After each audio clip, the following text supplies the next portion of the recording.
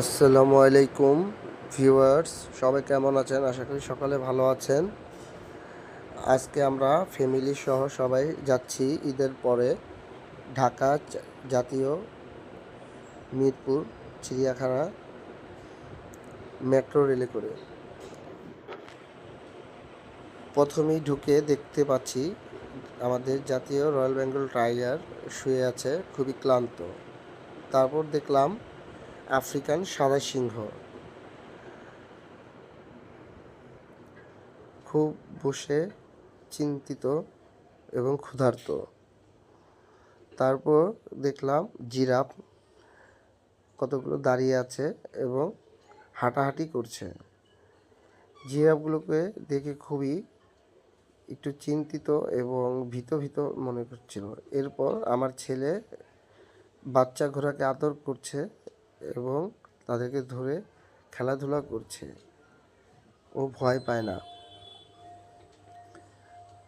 তারপর দেখলাম আমরা বন্য এক জাতের প্রাণী, নাম জানি না, তারা খুবই ক্লান্ত, খুব রোদে বসে আছে। তারপর আমরা ঢুকলাম জাতীয় প্রাণী মিউজিয়ামে, জাদুঘরে। সে জাদুঘরের ভিতর অনেক আগের পুরাতন বন্য প্রাণী যে কঙ্কাল সেগুলো রাখা হয়েছে, সেগুলোকে রয়্যাল বেঙ্গল টাইগার, তারপর বিভিন্ন ধরনের হিংস্র প্রাণী, কুমির, তারপর অজগর সাপ, তিমি মাছ, তাছাড়া সিংহ, তারপর হরিণ, শিয়াল, বিভিন্ন ধরনের জিরাফ, বিভিন্ন ধরনের প্রাণীকে আমরা দেখলাম। তারপর দেখলাম শুকুরগুলো ছিল খুবই উড়ন্ত দুরন্তপনা, দুষ্ট। ওরা এখান থেকে ওখানে ঝাপাঝাপি করছিল।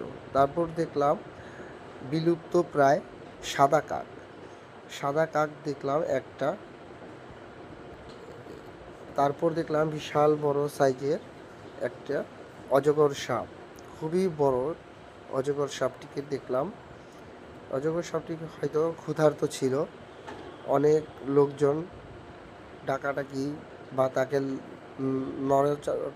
নড়াচড়া করানোর চেষ্টা করছিল, কিন্তু সে বিন্দু মাত্র নড়েনি।